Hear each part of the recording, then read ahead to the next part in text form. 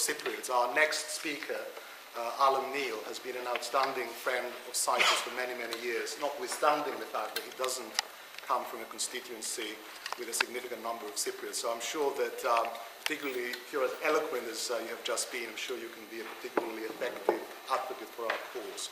But thank you very much. Our next speaker needs no introduction, Alan Meale, a long-standing friend of Cyprus, somebody who is a true veteran of this issue, and delighted that he's here with us. And over to you, Alan. Thanks very much, Chair. Can I start off the process by paying tribute also to my colleague Tom Cox? He is a true politician. There are people like him and Jack Jones and others who don't forget the arguments that they put forward in their other life. When they retire, they keep on going and going and going. And as I say, he's an example to us all. Mark, I'm afraid you're captured. You won't escape. You're in here for the rest of your time in Parliament. It happened to me.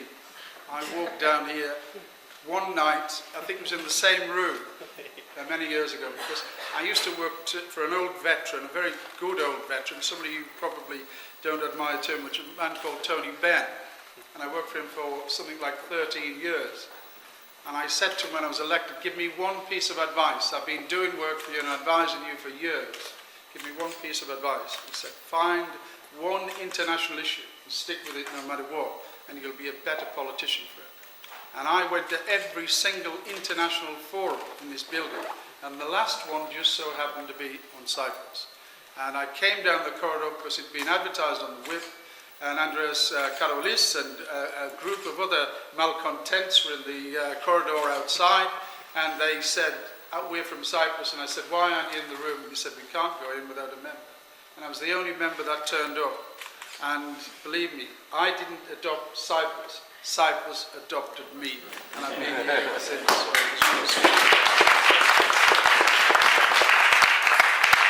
Tom Cox, incidentally, I saw him at the vote that night, and I said, what a tremendous meeting it had been. He said, Alan, it will take over your life. And it was true, Tom. To that day, I remember it, and I'm very grateful for that advice also. Can I also say at the beginning of my address this evening, what a pleasure it is to see not only some of the friends and faces that I do recognise in this hall, but there is clearly, whatever you're doing in your community is working, because there's an awful lot of young people coming into this audience now, into this forum, and that's fantastic, because it means all the arguments that you're putting forward are actually getting across. And, you know, for however long it takes, you know, people are going to be there believing in freedom and justice for the island of Cyprus. I have to start off by saying, though, I'm a bit more sceptical than some of the speakers have been this evening, because I think the people of Cyprus have been let down very, very badly. And it's been let down very, very badly, in particular by the British government of whatever political persuasion over the last 36 years. And I tell you, it is an utter disgrace. It is an utter disgrace because, as well as being the nation who invaded Cyprus more than any other, we've actually used and benefited out of Cyprus greatly over the decades that we were there. And yet, we've let them down. And where were these great benefits we got in the times that we were in Cyprus? They weren't just financial, historical. On the first day of World War I and II, when the call went out for people to serve as allies in the British forces, every man jack on that island put themselves forward for serving with the allies in those fights. 40,000 adult males put their names forward to fight. And many of them did, and many of them died for our cause in freedom in Europe. And yet we let them down. And yet suddenly, many years later, and I was at the forefront, along with Tom and many others, some of whom are at this table, who actually went out and said, we have to get Cyprus in Europe. And we were great, we achieved that. But we expected a lot more than what we had before. But we didn't get it yet again.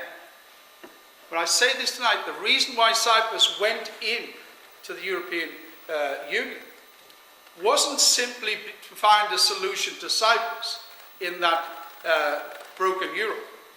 It was actually for the benefit of those members of the European Union got out of Cyprus being a member of the European Union.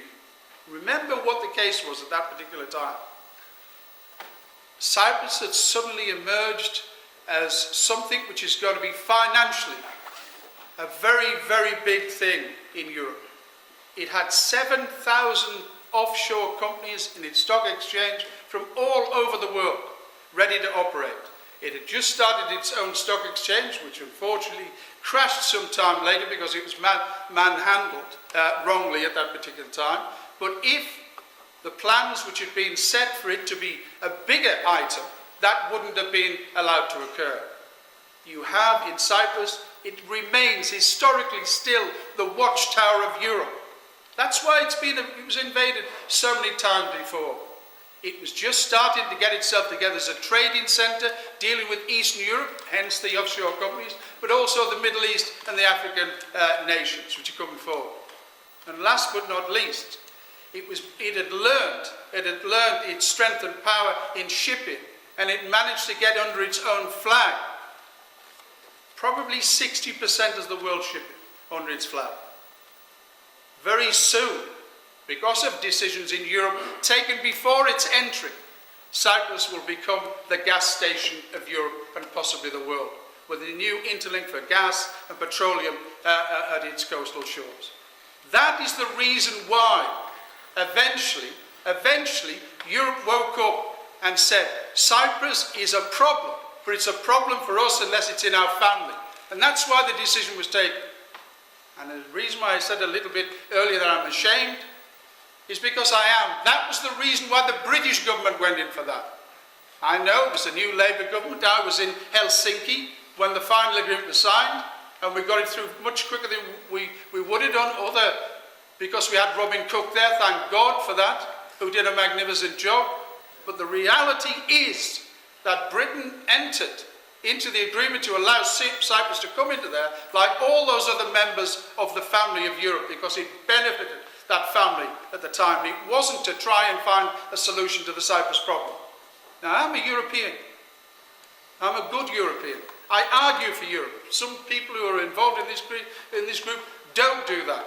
But it gives me some shame to be arguing this case this evening, because I'm a British European, and I say that my government as a British citizen has let Cyprus down over decades and continues to do it today. Let me just expand on what I mean by that.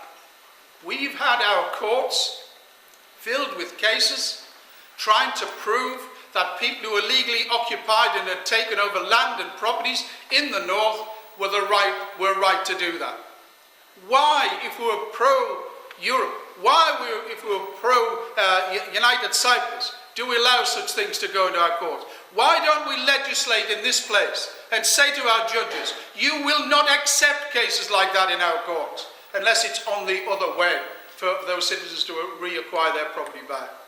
Why, when we have the Council of Ministers, why did it take Rudy Viz, Tom Cox and I so many years battling quarter after quarter, year after year, telling ambassadors that we would actually cause problems on the floor of the Assembly and the Council of Europe unless they recognised certain legal cases in Europe?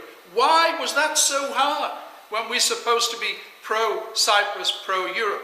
The truth of the matter is that all European states over the last few years have operated a foreign policy which was beneficial to them. Now, we're faced with a situation now where we have to try and get through that mist. And I look forward to the Cyprus Presidency, because I think that is going to give us some impetus within that, both towards it and then when we get it, to try and get some resolution. Because, you know, we're twiddling around the edges at the moment. A little earlier tonight, some of us were outside with the Missing Peoples group. And every time I go there, every year, and look at those photographs, it sends a shiver down my spine. Ever since I've been involved on the matter of Cyprus, I've been involved about the issue of the missing. And the reality is, excuses are now being given about great steps forward, about people being hired and put into laboratories and certain remains being sorted out. The fact of the matter is, over 1,000 people are left out there, and we don't know anything about what happened to them at the present time. People may be still alive, handful may be still alive, we don't know about that, but there are rumours abound about that. But what about all the other hundreds, indeed close to 1,000 who are not?